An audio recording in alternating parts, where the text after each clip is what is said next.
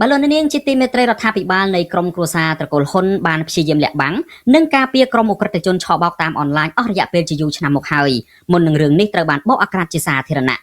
บัดทำไมในโยเทียไทยบานบางหางพ่อตังมวยจำนวนได้เป็นเจ้าท่าคาสิโนระบมันตรีจวนขบวนกัมพูชีเนื้อดำบอลพรมแดนขมายไทยคือเจียสมบอกชาวออนไลน์ตาการในนี้ชโลบัญจังแบบนาจำปวสถานเพียบในอุกฤษกรรมชอบบอกตามออนไลน์ในกัมพูชีหายถาตาจำนาการจงกร้อยระบรัฐาภิบาลในขนมการประโยชน์ประชังเตือนอุกฤษกรรมชอบบอกตามออนไลน์นี้มีประสิทธิภาพดอลกำลังนานุบัดยืนในขนมการไปทิพไซระบยังในยุคนี้ได้ยังในมีบทสมเพปตอลมวยจมวยหนึ่งจมวยเนะจมเนียงได้ตามด้านการในอุกฤษกรรมชอบบอกตามออนไลน์ในกัมพูชีนี้หายสมลุกในเนียงรุ่งจำสดับการวิพิเนียระบเนะจมเนียงอัมพีเรื่องนี้ก็ไม่ขานบาดสมอกุลบาลูนเนียงจิตติเมตรีลูนเนียงประหารจิบาเคยหายทาประเทศกัมพูชีกรมการกรุบกรองในกรมครัวซาตระกูลหนระยะเป็นเชียงบุญตัวสวัสดิ์กันลองเตือนนี้บานบังการเมียนอำเภอปกระลุยครัวซานิยมปะปุนิยมในกรุบกระทรวงสถานนู้ก็มีแตงกระทรวงการพิจิตรมวยได้บาดดักขณะดังนอมกัมพูระบบกองตัวพิจารณ์ก็แต่ปีกาก่อสร้างตรอบสมบัติต่อคลุนหนึ่งป่งเรื่องอำนาจกรมครัวซาระบบคลุนโดยเลือกบรรทบกองเจ้าหนึ่งสัตย์ระบบคลุนอ่อยกั้นตัวในตีสำคัญในขนมชั่วกองตัวปัญหาอำเภอปกระลุยหนึ่งกรมครัวซาปะปุนิยมในขนมจัวขณะดักนอมกองตัวนี้ตระบานกิมเมลเคยท้าจีอุปสรรคแรงเสียตลอดการฟื้นตุ่มเนื้อประกำขนมวิสัยกองตัวระบบกัมพูชีให้บานบังกอเพียบอายุติทวจิจารดอกกลเดียนนึ่งทว่าประเทศกัมพูชีโรงการเฉลี่ยเปลี่ยนปีประเทศจิตคางอย่างเงี้ยจิตติบัมพดบ้านในขนมสังเกตปีเลือกจมวยประเทศไทยกันลองแต่นี่กองทัพขมายได้เช่นจะบางพิจารณาบัมพดนู้คือจะกองทัพได้ในเซซอลปีสมัยต่อสู้หนึ่งจะโกนเจ้าระบบประเทศเรียกไกรกรอพวกก็ซับซังตายจะเนี่ยคลาหันเจนฉบังนำใบก้าเปียตึกได้โดยมันคลายสตรูบรรทุใบจะพวกก็ขมิ้นอาวุธตุ่มเนิบนึ่งมีอารมณ์ควายควอลอัมปีปัญหาชีวเพียบดนด้าระบบกรมครัวซากอดอย่างนาก็ได้จำในไอโกนเจ้าระบบพวกเนี่ยทมวิญพวกเกขมิ้นมกขมิ้นวัตถุมิ้นในสมรภูมิมกเลยตาอำเภอปกระลุยหนึ่งกรมครัวซาปะปุนิยมในขนมจั่วขณะดักนอมกองตอบนี้บ้านเรียงตลอดการปงเรื่องวิสัยการพิจิตแบบน้าหายตากองตอบกัมพูชีประชมตนึงปัญหาแบบหนักละในขนมสงครามเฉลียนเปลี่ยนปีสำนักประเทศไทยในปีทำไมนี้บ้านในขนมการไปทิพไซระบยังในยุคไอโลกท่าไทยหนึ่งลางหมกเบาสายปัญหาแต่งอ่อนในจุ่นโลกนันเองบาดสมโลกนันเองรงจำสดับหนึ่งตุสนากรมใบคานบาดส้มอกุลบาลูนเนียงจิตติเมตรียังเงียมกจับอารมณ์บรรทอเตี้ยแปะปอนตนึงปัญหาไทยเฉลียนเปลี่ยนตึกในกัมพูชีไอเล่านี่ปีข้างคณะปะกำลังจิตอนวิญปุเกบันดัลิขัดมวยฉบับตู้ทวายเตอเปรมหักซัดดำไปจุ่มรุ่งเอารัฐาภิบาลในกรมครัวซาตระกูลฮนปราประยุนการฉบับอันตรจิตประชังตนึงการเฉลียนเปลี่ยนระบบไทยหรือกัมพูชีหายเตรียมตีอเมริกาดอลลาร์เนี่ยตัวมันเนสกาแต่งอเมริกาเสรีเพียบหลังวิญบัดนี้คลอมเมื่อเลือกล้างทาประสันบาเปรมหักซัดในแต่ทัดนกรรมอธิปลเนี่ยการนำนักให้มันปราประตูในตีระบบประองในขนมการอันตรากรมตะเลเรื่องนี้เต้กัมพูชีหนึ่งเป็นการใบไอกับเพบจิตกันแต่ทนโง่หายทั่วไอประเทศจิตค้างบรรทอวิประหารเฉลียนเปลี่ยนเลือกกัมพูชีบรรทันติดบาลูกตินซาการิยาเรกาปุสดาจุลกในเนียงโดยต่อเติมคณะป้ากำลังจิตในเทศบาลกำแพงบัดได้เลยคัดมวยฉบับตูทวายปรามหักซักโดยรีบรอบปิดตกลมบ้าระบอบประชีพรอบปนเนะก็ป้องกันในคอมมิวนิตี้จุ่มโรการสำหรับจนซิวิลเนื่องอำเภอเขาเคยระบอบยุทธไทยได้ปรับปรุงเลือประชีพรกัมพูชีในขนมสงครามเวียประหารเฉลียนเปลี่ยนตึกใดกัมพูชีในตามพรมได้เนี่ยเปิดกันเหล่าหมอกสำคัญเชียงในตัวเตียดคณะป้ากำลังจิตบรรทุทวายปรามหักซักส้มอ้อยประอ่องเจนประอันตรากรมแต่เลือดทัพพิบาลตะโกนหนไอ้ปลายยนต์การฉบับอันตรจิตเตรียมเตี้ยตึกใดกัมพูชีดาวไทยกับปงแต่การกลับหมกวิ่งหนึ่งทีมเตี้ยไอ้ดอลแลนเนี่ยตัวมันได้สิกาแต่งอ๋อไอ้เมื่อไรเพียบดำใบไอ้ปวกกอดจู่รวมกัดกู้ปีจุกเวสนาระบอบประเทศจิตคณะป้ากำลังจิตรีบรอบในขนมลิขัดโนธาการเวียประหารระบอบกำลังยุทธไทยเลยตึกใดกัมพูชีกันเหล่าหมกคือชีสงครามเฉลียนเปลี่ยนแจ้งกำราลได้ปลุกปีฉบับอันตรจิตหนึ่งบ้านบังกอมหันไรถนทงโดยประชีปรอดกัมพูชีรอบสายเนะได้กับปงแต่รุ่นในตามพรมแดนขนมนุยุทธไทยบันพระสเพียวุฒิทนทนยันห่อจำบังไอ้ฟดับประมวยบากาเวียประหารกัมพูชีได้เหมือนเลยมกได้บอมพลายประปอนเหตุท่าริชนาสัมปอนมันตีเป็ดอากีสถาบันรถ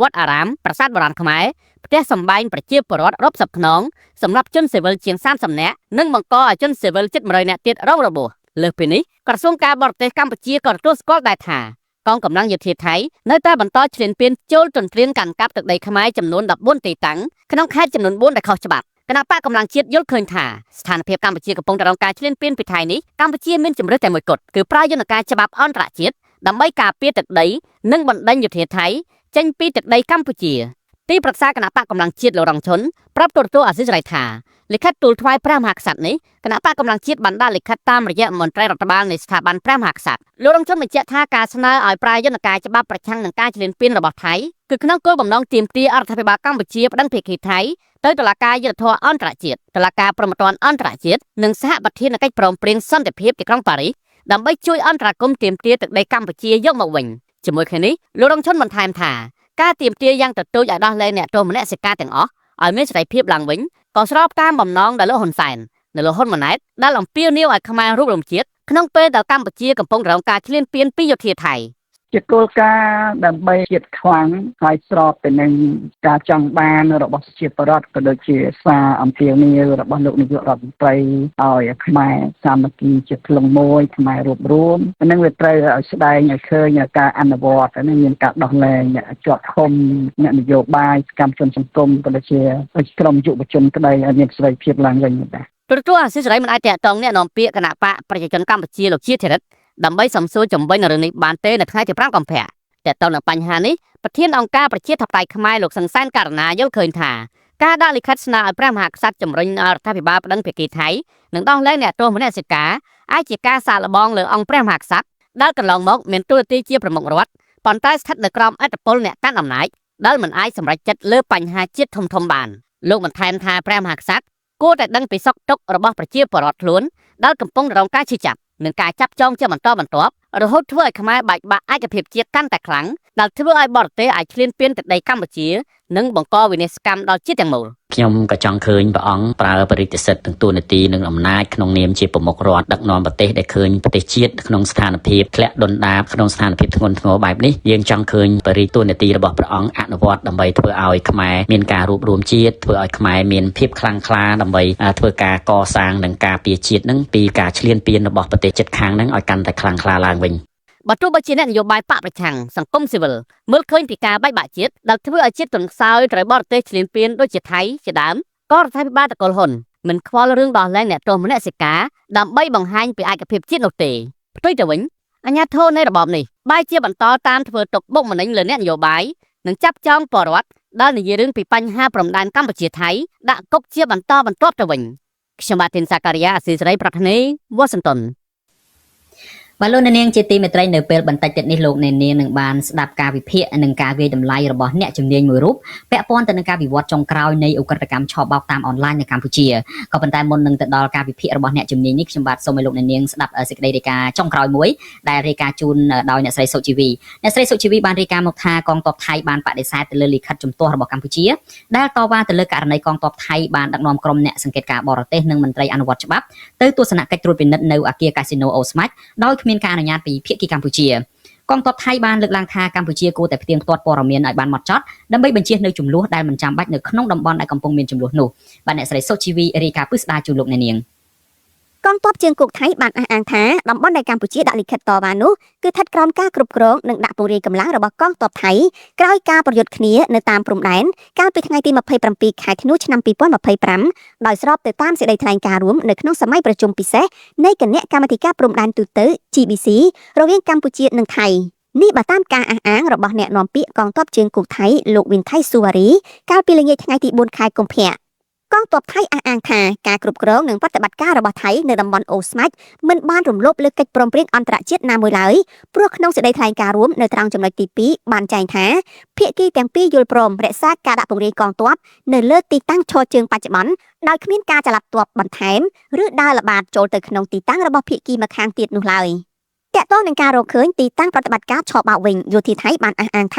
ាករណីនេះបានកើតឡើងបន្ទាប់ពីទាហានថៃបានចូលគ្រប់គ្រងកាស៊ីណូអូស្មាច់ដោយយោធាថៃចោទថាជាទីតាំងឈរជើងរបស់កងទ័ពខ្មែរនិងបានបើកការត្រួតពិនិត្យនៅក្នុងទីតាំងទាំងនោះហើយយោធាថៃបានរកឃើញភស្តុតាងតាក់ទងនឹងសកម្មភាពឆបោកឆ្លងដែននេះតែម្ដងយោធាថៃបានអះអាងបន្តទៀតថាអាជ្ញាធរជំនាញរបស់ពួកគេបានស៊ើបអង្កេតករណីនេះគឺស្របទៅតាមចំណុចទី10នៃសេចក្តីថ្លែងការណ៍រួមដែលចែងថាភាគីទាំងពីរយល់ព្រមអនុវត្តកិច្ចសហប្រតិបត្តិការទប់ស្កាត់និងប្រយុទ្ធប្រឆាំងរដ្ឋកម្មឆបោកឆ្លងដែនតាមប្រព័ន្ធអ៊ីនធឺណិតនិងការជួញដូរមនុស្សតាក់ទងនឹងការលើកឡើងរបស់កម្ពុជាចំពោះប្រតិភូអនុព័ន្ធយោធាបរទេសប្រចាំប្រទេសថៃដែលទៅទស្សនកិច្ចត្រួតពិនិត្យនៅអគារកាស៊ីណូអូស្មាច់នោះយោធាថៃបានអះអាងថាគណៈប្រតិភូបរទេសទាំងនោះគ្រាន់តែបានធ្វើដំណើរទៅកាន់តំបន់ព្រំដែនដើម្បីតាមដានស្ថានភាពតាមបណ្ដោយព្រំដែនទៅតាមនីតិវិធីដោយពួកគេមិនបានចូលទៅក្នុងតំបន់ណាមួយដែលគ្រប់គ្រងដោយទាហានថៃរួមទាំងតំបន់អូស្មាច់នោះឡើយ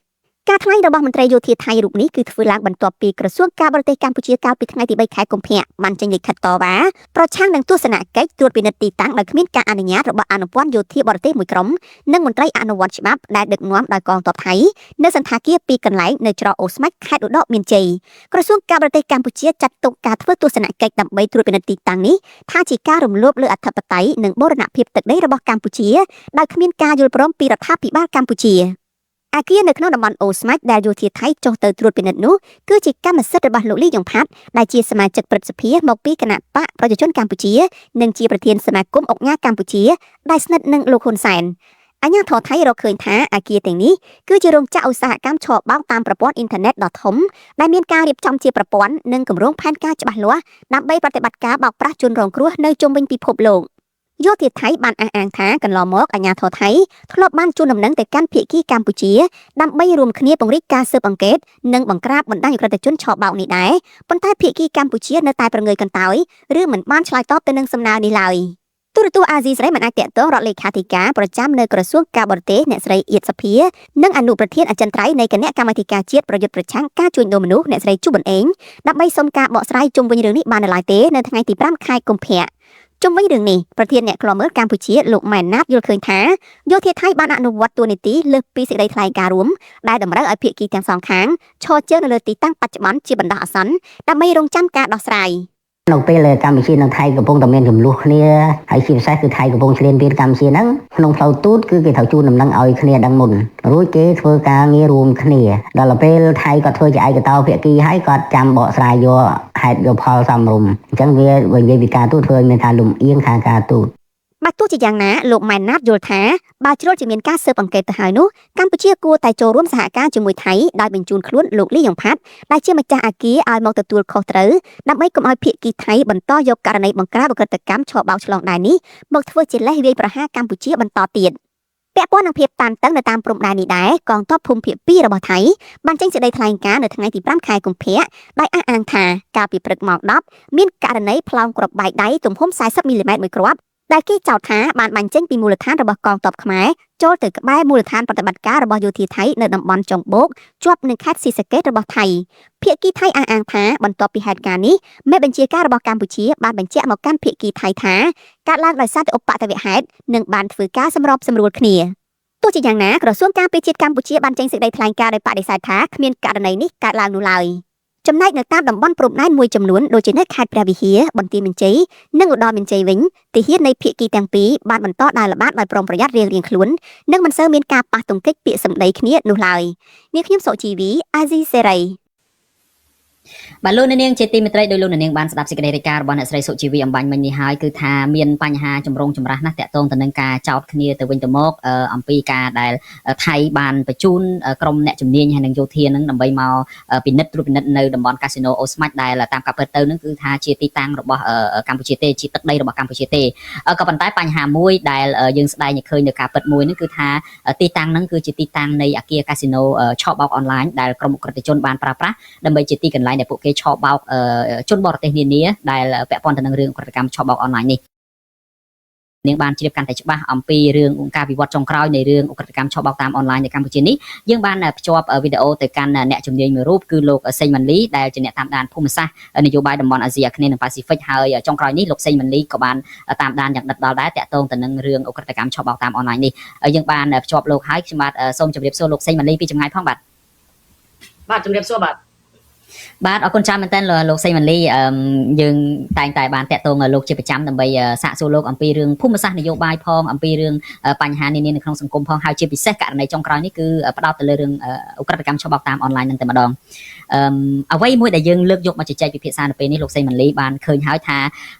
យោធាថៃបានគ្រប់គ្រងឈរជើងនៅលើទីតាំងជាច្រើនកន្លែងនៅលើទឹកដីកម្ពុជានៅតាមបណ្ដោយព្រំដែនហ្នឹងហើយអ្វីដែលសំខាន់ជាងនឹងទៅទៀតទីតាំងដែលថៃបានឈរជើងនោះជាពិសេសនៅឯតំបន់អូស្មាច់ឯណោះគឺថា ថាថៃបានបង្ហាញនៅភស្តុតាងមួយចំនួនដែលបង្ហាញថាកាស៊ីណូនៅក្នុងតំបន់អូស្មាច់ដែលជារបស់លោកលីយ៉ុងផាត់មន្ត្រីកម្ពុជាមួយរូបនៃគណៈបកប្រជាជនកម្ពុជាជាឃ្លាំងលុយឬមួយក៏ជាអ្នកកាន់ហឹបលុយរបស់បករបស់លោកហ៊ុនសែនផងហ្នឹងគឺថាជាសម្បុកចោលអនឡាញទៅវិញហើយនៅក្នុងពេលដែលថៃបានបង្ហាញភស្តុតាងអ្វីដែលយើងអស្ចារ្យមែនតើនោះគឺថាមានឯកសណ្ឋានប៉ូលីសដែលពួកអក្រិតជននោះបានខ្លាញ់បន្លំនោះយើងឃើញហើយមានតាំងពីឯកសណ្ឋានរបស់ប៉ូលីសសង្ហបុរីរបស់អូស្ត្រាលីរបស់ប៉ូលីសប្រេស៊ីលហើយនឹងមានការខ្លាញ់បន្លំនៅរបៀបថាជាគណនីធនាគារជារបៀបក្រុមហ៊ុនហិរញ្ញវត្ថុក្រុមហ៊ុនដឹកជញ្ជូនអញ្ចឹងជាដើមរហូតដល់សូម្បីតែបើករណីវៀតណាមវិញមានតាំងពីតាំងរូបប្រធានហូជីមិញរបស់វៀតណាមទៅទៀតណាគឺថាមានការរៀបចំហ្នឹងគឺថាមើលទៅលុយរបស់គេមែនតើក្រុមអក្រិតជននេះគឺថាទំនងមែនតើដូច្នេះអ្វីដែលខ្ញុំចង់សាកសួរលោកសីម៉ាលីនៅត្រង់ចំណុចនេះថាតើលោកមើលឃើញបែបណាអំពីករណីនេះតើវាឆ្លោះបញ្ចាំងអំពីស្ថានភាពនៃការឆបោកអនឡាញនៅកម្ពុជានឹងបែបណាបាទអាឡូបាទលោកសីម៉ាលីសូមអញ្ជើញបាទបាទជំវិញការបង្ហាញផុសតាំងរបស់ប្រទេសថៃនៅក្នុងការបកអាក្រាតឬក៏ធ្វើការបង្ក្រាបនៅតំបន់ដែលស្ថិតនៅក្នុងដែនដីកម្ពុជាដែលថ្មីនេះយើងបានលេចឮថាមានការចូលរួមពីឬក៏មានការសហការជាមួយនឹង FBI របស់អាមេរិកផងតាមការសង្កេតរបស់ខ្ញុំការប្រើប្រាស់លេសនៃសង្គ្រាមប្រឆាំងឧស្សាហកម្មឆបោកដើម្បីលូកដៃចូលកិច្ចការព្រំដែនកម្ពុជាអាចបង្ហាញឲ្យឃើញនៅមជ្ឈតានយោបាយនិងសន្តិសុខដែលមានឥទ្ធិពលមួយជាដំបូងបំផុតហ្នឹងថៃគាត់កំពុងព្យាយាមស្ដារមុខមាត់ខ្លួនរបស់គាត់នៅលើឆាកអន្តរជាតិដែរបន្ទាប់ពីទទួលបានការរិះគន់ថាទឹកដីរបស់ថៃខ្លួនឯងក៏ជាច្រកឆ្លងកាត់ដ៏សំខាន់សម្រាប់អក្រិតកម្ម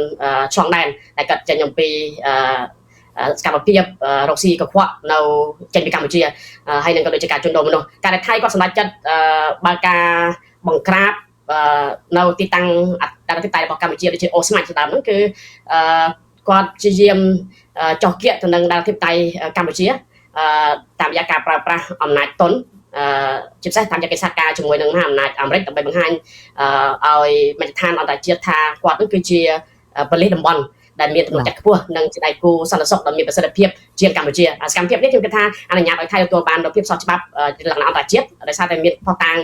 យ៉ាងហោហែដោយលោកតារាបានលើកឡើងអញ្ចឹងក្នុងការតាមដានរបស់ថៃខ្ញុំគិតថាបញ្ហាការឆបោកនេះគឺវាមិនមែនជារឿងថ្មីទេហើយទិន្នន័យដែលថៃទទួលបាននៅក្នុងតំបន់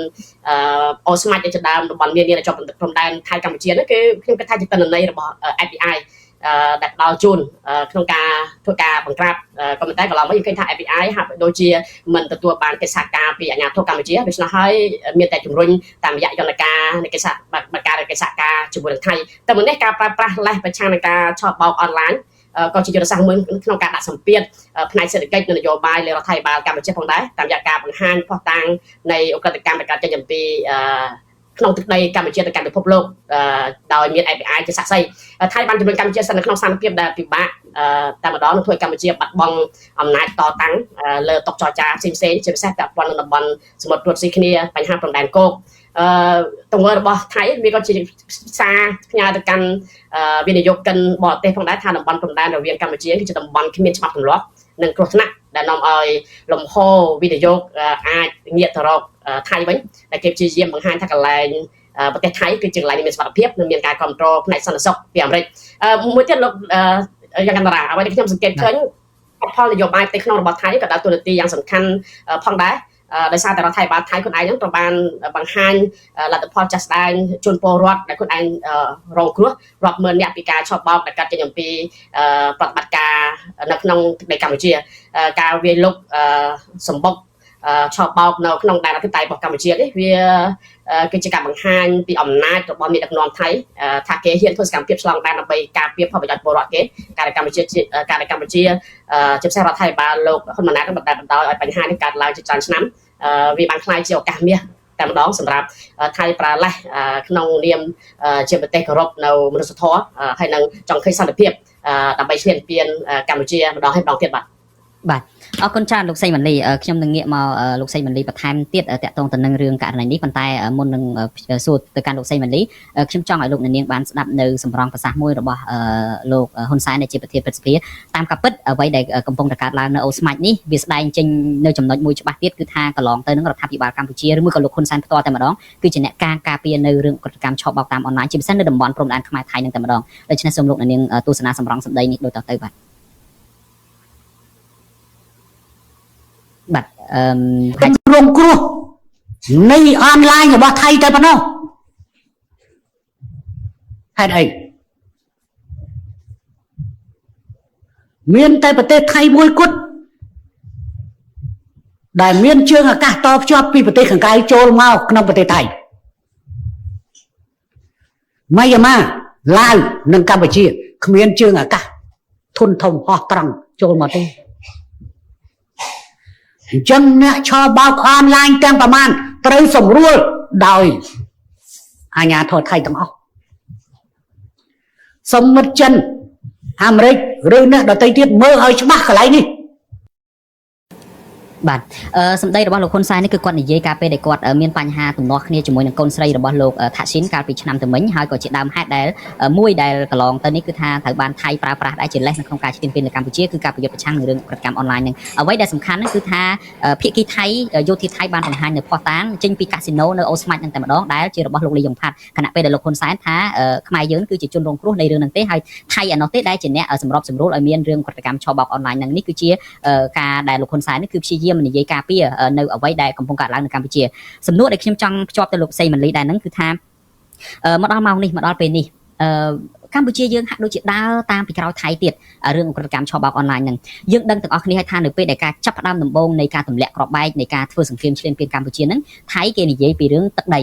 បន្ទាប់មកជំនាញទី2គេនិយាយអំពីការប្រយុទ្ធប្រឆាំងទៅនឹងរឿងក្រតកម្មឆបោកតាមអនឡាញខ្មែរយើងពីដំបូងក៏ប្រកែកថាអត់មានឧក្រិដ្ឋកម្មឆបោកអនឡាញអីហ្នឹងទេនៅកម្ពុជាក៏ប៉ុន្តែស្រាប់តែពេលដែលថៃលើកយកករណីហ្នឹងមកចោទលើកម្ពុជាជាលេសដើម្បីឈ្លានពានកម្ពុជាហ្នឹងឥឡូវហ្នឹងសរដ្ឋាភិបាលលោកហ៊ុនម៉ាណែតហ្នឹងក៏ស្រាប់តែចាប់ផ្ដើមនៅយុទ្ធនាការទ្រង់ទ្រីធំបោសសម្អាតនៅសម្បុកឧក្រិដ្ឋកម្មអនឡាញនៅក្នុងផ្ទៃក្នុងប្រទេសវាហាក់ដូចជាជួយដោយជាប្រយោជន៍ឬមួយដោយផ្ទាល់ទៅរដ្ឋាភិបាលឬមួយក៏យោធាថៃបាត់ទៅហើយហ្នឹងតើលោកសេងវ៉ាន់លីមានយោបល់បែបណាដែរចំពោះរឿងនេះបាទខ្ញុំគិតថាព្រឹត្តិការណ៍នេះគឺជាការបង្ហាញនៅភាពអសមត្ថភាពយ៉ាងធ្ងន់ធ្ងររបស់រដ្ឋាភិបាលកម្ពុជានៅក្នុងការគ្រប់គ្រងបញ្ហាសន្តិសុខលើដែនអធិបតេយ្យរបស់ខ្លួនឯងទោះបីជាមានការបដិសេធជាញឹកញាប់ក៏ប៉ុន្តែផុសតាំងដែលគេរកឃើញនេះវាបានបង្ហាញឲ្យឃើញថាកន្លងមកកម្ពុជាមិនសូវមានឆន្ទៈក្នុងការដោះស្រាយបញ្ហាទេតាមការយកឃើញរបស់ខ្ញុំនោះគឺមូលហេតុប្រកបដែលធ្វើឲ្យឧស្សាហកម្មឆបោកនិងការជួញដូរមនុស្សនៅកម្ពុជាអាចចាក់ឫសយ៉ាងជ្រៅនៅអស់បន្លាយអស់រយៈពេលជាច្រើនឆ្នាំមកនេះមិនមែនមកពីរដ្ឋាភិបាលនឹងខ្វះសមត្ថភាពឬខ្វះព័ត៌មានទេប៉ុន្តែវាអាចមកពីការជាប់ចម្ពាក់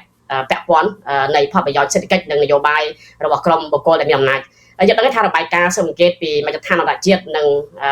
តម្រុយជាក់លាក់ពីសហរដ្ឋអាមេរិកបានបង្ហាញជារឿយៗថាទីតាំងនៃអាជីវកម្មកខ្វក់ទាំងនេះភាគច្រើនសិននៅក្រោមការការពារនិងមានការជាប់ពាក់ព័ន្ធជាមួយនឹងអិសរាជជននយោបាយចុងខ្ពស់នៅក្នុងជួរគណៈបកកណ្ដាលអំណាចការមិនអើពើចំពោះសារពមៀនរបស់អន្តរជាតិបានคล้ายជាឆ្អឹងទៅតឹងកសម្រាប់រដ្ឋាភិបាលលោកហ៊ុនម៉ាណែតដែរព្រោះលោកស្ថិតនៅក្នុងស្ថានភាពលំបាករវាងការជ្រើសរើសសម្អាតផ្ទះខ្លួនឯងដែលនាំឲ្យប៉ះពាល់ដល់ថ្នាក់បង្អែកនយោបាយរបស់បកពួកខ្លួនឬក៏អាចនៅបន្តថ្មិចភ្នែកមកខាងដើម្បីរក្សាលំនឹងនយោបាយទៅក្នុងការជ្រើសរើសយកការរក្សាផលប្រយោជន៍ក្រុមតូចតាចជាជាងការដោះស្រាយបញ្ហាឲ្យចំគោលដៅតាមការណែនាំរបស់អន្តរជាតិវាបានធ្វើឲ្យកម្ពុជាធ្លាក់ក្នុងវិបត្តិទំនុកចិត្តយ៉ាងធ្ងន់ធ្ងរហើយក៏ជាបញ្ហាដែលធ្វើឲ្យយើងឃើញថាកិច្ចសហការរវាងថៃជាមួយនឹងបរទេសជាពិសេសជាមួយនឹងសហរដ្ឋអាមេរិកហ្នឹងមើលទៅវាលឿនជាងអ្វីដែលមេដឹកនាំកម្ពុជាបានធ្វើខ្ញុំគិតថាអ្វីត្បិតតែយឺតក៏ដោយប៉ុន្តែវត្តមាននៃកិច្ចសម្បត្តិការថ្មីនេះរវាងរដ្ឋាភិបាលកម្ពុជាជាមួយនឹង FBI ហ្នឹងក៏អាចជាកាតាលីករមួយដែលមានឥទ្ធិពលដែលអាចជួយឲ្យការបោះសម្អាតមានតម្លាភាពជាងមុនកម្ពុជាត្រូវសហការដោយបើកចំហនៅក្នុងការអនុញ្ញាតឲ្យមានការស៊ើបអង្កេតលើបណ្ដាញហិរញ្ញវត្ថុនិងលំហូរលុយកខ្វក់ព្រោះយើងដឹងថាភ្នាក់ងារអន្តរជាតិគេមានបច្ចេកវិទ្យាកម្រិតខ្ពស់ក្នុងការវេចមុខនៃ cloud ប្រកបទោះបីជាគេពួកទាំងអស់ហ្នឹងពួននៅក្រោមរូបភាពអាជីវកម្មស្របច្បាប់ណាក៏ដោយដូច្នេះខ្ញុំគិតថាការអនុញ្ញាតឲ្យ FBI ចូលរួមជាអ្នកសង្កេតការណ៍ក្នុងបប្រតិបត្តិការចុះបង្ក្រាបនិងអាចជួយលុបបំបាត់បញ្ហាលេចធ្លោមួយចំនួន ជាពិសេសការលាក់បាំងព័ត៌មានរបស់ក្រុមអក្រិតជនដែលជារឿយៗតែងតែកាត់មានតាមរយៈមន្ត្រីខិលខូចលើពីនេះផតាំងនៃឆន្ទៈប្រកបក៏ជាកត្តាបង្ហាញឲ្យឃើញថាកម្ពុជាហាក់ដូចជារងសម្ពាធដែលទាមទារឲ្យខ្លួនតតែសហការជាមួយនឹងមន្ត្រីជំនាញអន្តរជាតិជាពិសេស FBI តែម្ដងខ្ញុំគិតថាយើងឃើញថាថ្មីនេះមានការដាក់ចេញនៅយន្តការរបស់ក្រសួងមហាផ្ទៃដោយលោកសៃម៉ាលីខ្ញុំសូមកាត់ផ្សាយលោកសៃម៉ាលីបន្តិចខ្ញុំនឹងងាកទៅសួរលោកសៃម៉ាលីនៅពេលបន្តិចទៀតនេះអំពីរឿងចំណាត់ការរបស់ក្រសួងមហាផ្ទៃប៉ុន្តែអ្វីដែលខ្ញុំចង់សង្កត់ធ្ងន់ក្នុងករណីហ្នឹងថានៅពេលដែលភាគីថៃប្រើលេសឈ្លានពានកម្ពុជាក្រោមហេតុផលប្រឆាំងទៅនឹងឧក្រិដ្ឋកម្មឆបោកអនឡាញហើយលោកសៃម៉ាលីបានមានប្រសាសន៍ដែរថាអ្វីដែលថៃកំពុងតែព្យាយាមបង្ហាញនេះគឺដើម្បីទាមទារនៅភាពស្របច្បាប់នៃទង្វើឈ្លានពានរបស់ខ្លួននៅលើឆាកអន្តរជាតិដើម្បីឲ្យអន្តរជាតិមើលឃើញថាថៃការពារផលប្រយោជន៍ប្រជាពលរដ្ឋរបស់ខ្លួនដែលរងគ្រោះដោយអំពើឆបោកអនឡាញហើយឥឡូវហ្នឹងនៅពេលដែលរដ្ឋាភិបាលក៏ប្រយុទ្ធប្រឆាំងនឹងរឿងឆបោកអនឡាញនៅក្នុងស្រុកខ្មែរដែរតើវាអាចជួយឲ្យការដែលថៃព្យាយាមបង្ហាញពីភាពស្របច្បាប់របស់ខ្លួននៃទង្វើឈ្លានពានហ្នឹងវាអាចជាការគ្រប់គ្រងដល់យុទ្ធសាស្ត្ររបស់ថៃបែបហ្នឹងទេលោកសៃម៉ាលីបាទវាចាស់ស្ដែងបាទយើងដឹងថាការកម្ពុជាហាក់ដើរយឺតជាងថៃនៅក្នុងកិច្ចសហការទៅលើការបង្ក្រាបរឿងឧស្សាហកម្មអនឡាញ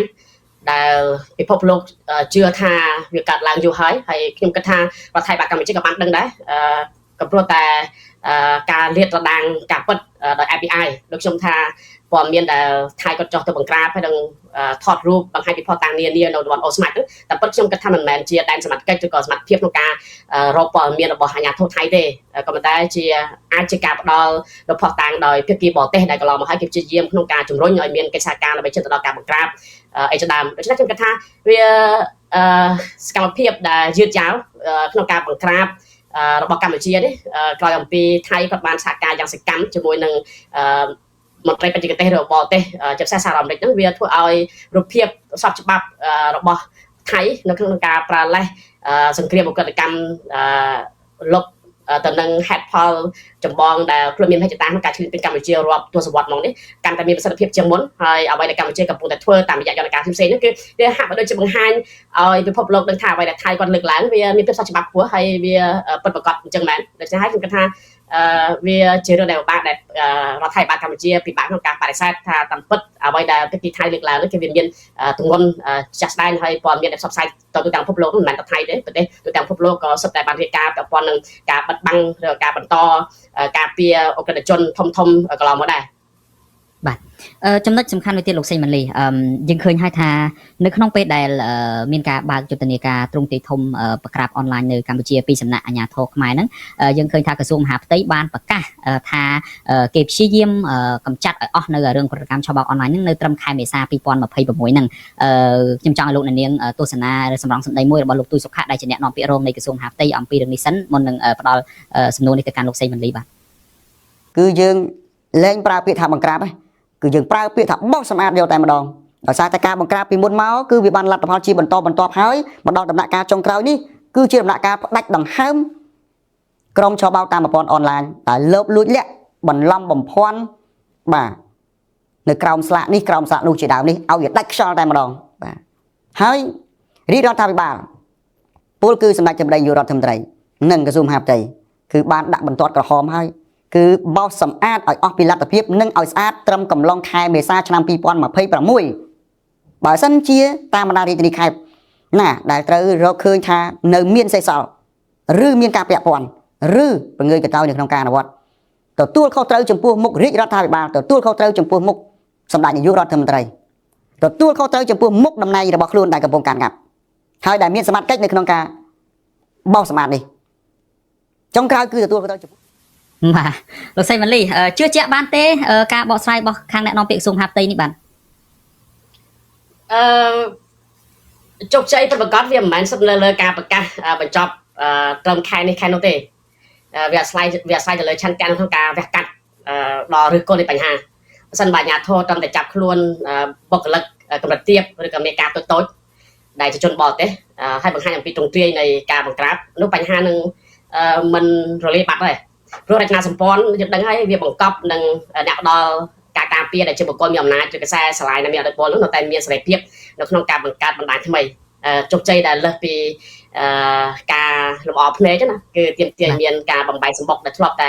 ែកិច្ចពីសំណាញ់ច្បាប់នឹងការហ៊ានកាត់ផ្ដាច់ខ្សែបណ្ដាញអ្នកមានអំណាចទៅពីក្រោយខ្នងខ្ញុំគិតថាការអាចចេញនៅយន្តការរបស់ក្រសួងមហាផ្ទៃហ្នឹងនឹងការយកព្រមទទួលកិច្ចសហការជាមួយនឹងសហរដ្ឋអាមេរិកហ្នឹងពេលនេះវាអាចត្រូវបានគេមើលឃើញច្បាស់ថាជាការឆ្លើយតបនឹងសម្ពាធជាជាងការកាត់ចេញអំពីឆន្ទៈមុតនៅក្នុងការសម្អាតសង្គមឬក៏លោកអ្នកនាំពាក្យថាកំតិចអីជាដើមកម្ពុជាកំពុងស្ថិតនៅក្រោមសម្ពាធសេដ្ឋកិច្ចនយោបាយយ៉ាងខ្លាំងពីសំណាក់អន្តរជាតិជាពិសេសសហរដ្ឋអាមេរិកតែម្ដងនៅអឺរ៉ុបយើងដឹងថាបែរធ្វើតែរបាយការណ៍ស្ដីអំពីការជួញដូរមនុស្សនិងការលាងលុយអភ័ក្រដែលរហូតដល់ចិត្តដល់ការអត្តកម្មសេដ្ឋកិច្ចកន្លងមកហ្នឹងការដែលកម្ពុជាបង្កើតលម្អឿនបង្ក្រាបពីពេលនេះគឺវាដើម្បីព្យាយាមលាងជំរះខ្លួនចេញអំពីបញ្ជីខ្មៅនឹងការស្ដារមុខមាត់របស់រដ្ឋាភិបាលលោកហ៊ុនម៉ាណែតដែលកំពុងរងការរិះគន់ថាគ្មានសមត្ថភាពគ្រប់គ្រងបញ្ហាសន្តិសុខអន្តរជាតិហើយបើសិនបើរដ្ឋាភិបាលមានឆន្ទៈប្រកបបញ្ហានេះមិនគួរត្រូវបានទុកឲ្យរីករាលដាលដល់ថ្នាក់ខ្លាយជាមជ្ឈមណ្ឌលឆបបុកតំបន់និងពិភពលោកឯងដូច្នេះខ្ញុំគិតថាយន្តការទាំងឡាយដែលមើលទៅហាក់ដូចជាសកម្មភាពនៅពេលនេះវាគ្រាន់តែជាយុទ្ធសាស្ត្រនយោបាយដើម្បីសម្រាលសម្ពាធពីខាងក្រៅនិងដើម្បីទប់ស្កាត់កង្វល់អន្តរជាតិនោះលោកដៃកាន់តែជ្រៅដែលអាចប៉ះពាល់ដល់សេរីភាពអំណាចរបស់គណៈបកកណ្ដាលអំណាចតែប៉ុណ្ណោះបាទលោកសេងម៉ាលីនៅពេលដែលខ្ញុំបានស្ដាប់អ្វីដែលលោកទូសខៈគាត់បានលើកឡើងហ្នឹងតាមពិតមានចំណុចខ្លះដែលយើងដូចហាក់ដូចជាពិបាកនឹងជឿជាក់ដែរនិយាយមែនតើទៅពីព្រោះថា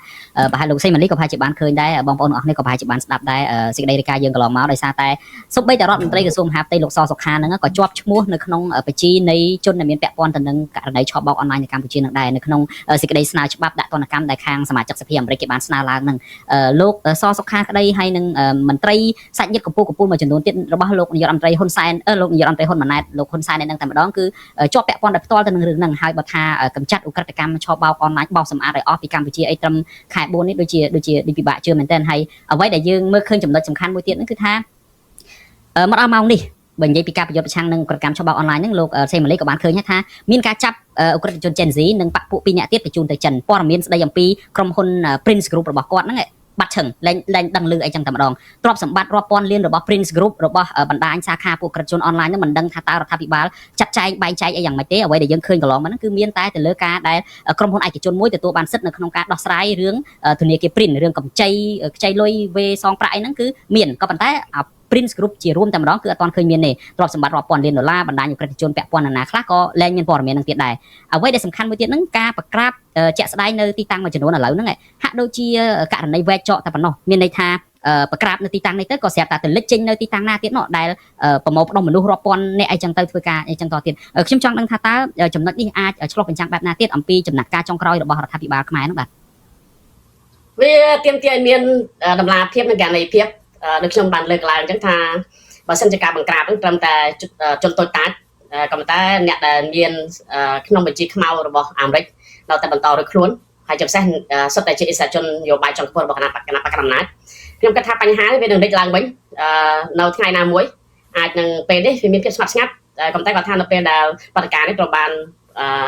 ស្ងប់រងាប់មួយរយៈសន្តិភាពនេះនឹងវិលមកវិញដើមដែលឡែកតែប៉ុណ្ណាការរឹបអូសទ្រព្យសម្បត្តិអីជាដើមនេះយើងឃើញថាមិនទាន់មានការបំភ្លឺពីអាជ្ញាធររដ្ឋដល់ឡែកទេថាក្រោយពីការចាប់បញ្ជូនលោកជនទាំងអស់នោះទៅប្រទេសដើមវិញតើវិធានការបន្តទៅធ្វើដំណេចតើដោះស្រាយជាមួយជនរងគ្រោះយ៉ាងម៉េចខ្លះគឺព័ត៌មានគឺយើងនឹងគិតចឹងតែម្ដងអានេះវាបង្ហាញអំពីកង្វះទំនួលខុសត្រូវជាប្រព័ន្ធហើយការលាក់បាំងនៅព័ត៌មានដែលមិនចង់ឲ្យប្រជាពលរដ្ឋនៅមជ្ឈដ្ឋានទូតបានដឹងឮហើយជាយាមសម្ដៅលើតែទំហំនៃការបង្ក្រាបនិងការចាប់ជនបរទេសដែលត្រូវបានបង្ខំឲ្យមកធ្វើការនៅក្នុងក្រតិកម្មឆុងដែននេះខ្ញុំគិតថាវិធានការបើសិនជារដ្ឋាភិបាលពិតជាចង់ចាត់ការពិតប្រាកដរដ្ឋាភិបាលត្រូវបដូរពីការប្រើប្រាស់វិធានការក្តៅមកជាការបើកចំហនិងផ្ដល់សិទ្ធិអំណាចដល់ស្ថាប័នសង្គមស៊ីវិលឬក៏ប្រជាពលរដ្ឋយើងឃើញថ្មីនេះមានការចាប់ខ្លួនប្រជាពលរដ្ឋឬក៏ដូចជាអ្នកព័ត៌មានដែលរាយការណ៍ពាក់ព័ន្ធនឹងបញ្ហាប្រតិកម្មឆបោកដែរជាជំហានដំបូងខ្ញុំគិតថាត្រូវតែបង្ហាញពីភាពស្មោះត្រង់តាមរយៈការដោះលែងអ្នកសារព័ត៌មានហើយនិងសកម្មជនដែលតស៊ូមតិដែលគ្រាន់តែបំពេញតួនាទីរបស់ខ្លួនក្នុងការរាយការណ៍ការពិតរដ្ឋាភិបាលគួរតែបង្កើតវេទិកាភាសាដេញដោលជាសាធារណៈលើបញ្ហាព្រំដែនសន្តិសុខនៅដើម្បីពលរដ្ឋមានអារម្មណ៍ថាសម្លេងរបស់គាត់ក៏ដូចជាអង្គការសង្គមស៊ីវិលមានតម្លៃក្នុងកិច្ចការជាតិ ដូច្នេះខ្ញុំគិតថាការអនុញ្ញាតឲ្យមានការរិះគន់នៅក្នុងន័យសព្វនាដោយដែលយើងកំពុងតែធ្វើពេលនេះហើយគ្មានការភ័យខ្លាចវាអាចจะជួយរដ្ឋាភិបាលមើលឃើញពីចំណុចខ្សោយរបស់ខ្លួនដោយសារតែការគ្រប់គ្រងវាត្រូវមានទំនុកចិត្តហើយទំនុកចិត្តនោះវាមិនមែនកាត់ចេញអំពីការបង្ខំឲ្យជឿតាមរយៈការឃោសនាទេប៉ុន្តែវាកាត់ចេញអំពីការដែលពលរដ្ឋឃើញថាច្បាប់ត្រូវបានអនុវត្តដោយស្មារតីភាពចំពោះមនុស្សគ្រប់គ្នាមិនថាអ្នកនោះជាបុគ្គលមានតួនាទីកម្រិតណាជាបុគ្គលដែលមានឥទ្ធិពលក្នុងជួររដ្ឋាភិបាលឬក៏ជាប្រជាពលរដ្ឋសាមញ្ញទេខ្ញុំគិតថាបើសិនជារដ្ឋាភិបាលមិនមានតម្លាភាពមិនបើកឲ្យមានការជជែកដេញដោលឬក៏ផ្ដល់សេរីភាពដល់ប្រជាពលរដ្ឋក្នុងការជួយក្នុងសកម្មភាពបែបនេះវានឹងធ្វើឲ្យមុខមាត់ក៏ដូចជាទំនុកចិត្តរបស់មជ្ឈដ្ឋានក្នុងស្រុកដូចជាអន្តរជាតិនៅតែមានការងឿងឆ្ងល់អំពីឆន្ទៈនៅក្នុងការដោះស្រាយបញ្ហាយ៉ាងពិតប្រាកដហើយបើសិនជារដ្ឋាភិបាលនៅតែបន្តលាក់បាំងព័ត៌មានការគ្រប់គ្រងព័ត៌មានយ៉ាងបិទជិតខ្ញុំគិតថាវានឹងផ្ដល់លេសដល់ថៃក្នុងការធ្វើរឿងនេះមួយជំហានឬពីរជំហានបីជំហានលឿនជាងកម្ពុជាទៅមុខទៀតហើយវាកាន់តែបង្ហាញអំពីភាពស្របច្បាប់របស់ថៃនៅក្នុងការអះអាងទៅឲ្យឆ្លៀនពៀនរបស់ខ្លួនក្នុងលេសជាសង្គ្រាមបង្ក្រាបអ ுக ្រិតកម្មខ្ញុំក៏ចង់បញ្ជាក់ចុងក្រោយថាព្រឹត្តិការណ៍ដែលថៃដឹកនាំប្រតិភូរបស់ខ្លួនមានទាំងអាចមានទាំង IPI ធ្វើបទថ្មីមានការបដិសេធថាគ្មាន IPI ផ្លាក់គេ IPI ចូលរួមក៏ដោយមកពិនិត្យលើតំបន់ដែនអធិបតេយ្យរបស់កម្ពុជាវាមិនមែនគ្រាន់តែជារឿងបង្ក្រាបបទល្មើសធម្មតាទេប៉ុន្តែវាគឺជាការឆ្លុះបញ្ចាំងពីវិបត្តិអធិបតេយ្យភាពដ៏ស្មុគស្មាញហើយនៅក្នុងថ្នាក់បំផុតសម្រាប់កម្ពុជានៅពេលរដ្ឋាភិបាលដឹកនាំដោយគណៈបព្វជិជនកម្ពុជាសុខចិត្តបណ្ដោយឧស្សាហកម្មកខ្វក់ចាក់ឫសដើម្បីតែរក្សាផលប្រយោជន៍ក្រុមមន្ត្រីមានអំណាចមួយក្តាប់តូចវានឹងកាន់តែហុចដាវឲ្យថៃហ្នឹងប្រើប្រាស់ម្ដងទៀតអាចជិតដល់ការឆ្លៀនពៀនកម្ពុជានៅពេលអនាគតដូច្នេះខ្ញុំគិតថាបើសិនបើរដ្ឋាភិបាលរបស់លោកហ៊ុនម៉ាណែតនៅតែធ្វើប្រើវោហារសាស្ត្រប្រជាពិធឬក៏បង្ហាញតែទ្រង់ទ្រាយនៃការចាប់ចំនួនមនុស្សជារូបភាពពួកគឺចាប់តែអ្នករិះគន់និងអ្នកកាសែតហើយបែរជាការពៀមេខ្លងពិតប្រាកដដែលមានបញ្ជីខ្មៅនៅក្នុងដៃអាមេរិកខ្ញុំគិតថាវាមិនត្រឹមតែជាការបរាជ័យក្នុងការលាងឈ្មោះកម្ពុជាចេញពីបញ្ជីខ្មៅប៉ុណ្ណោះទេប៉ុន្តែវានឹងធ្វើឲ្យយើងបាត់បង់ម្ចាស់ការលើជោគវាសនាជាតិទាំងស្រុងកម្ពុជាមិនអាចមាន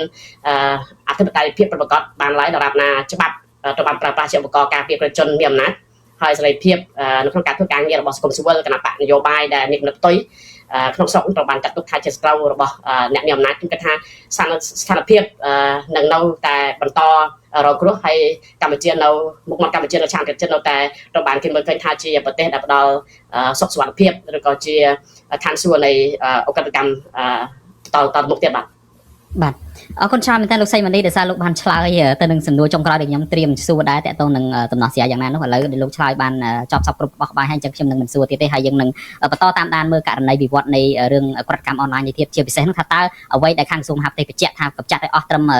ខែ4ហ្នឹងនឹងទៅជាយ៉ាងណានោះយើងនឹងបន្តតាមដានហើយផ្សព្វផ្សាយជូនលោកអ្នកនាងបន្តទៀតដូច្នេះខ្ញុំបាទសូមអរគុណនិងសូមជម្រាបលាលោកសីម៉ានីត្រឹមនេះបាទអរគុណបាទជម្រាបលាបាទ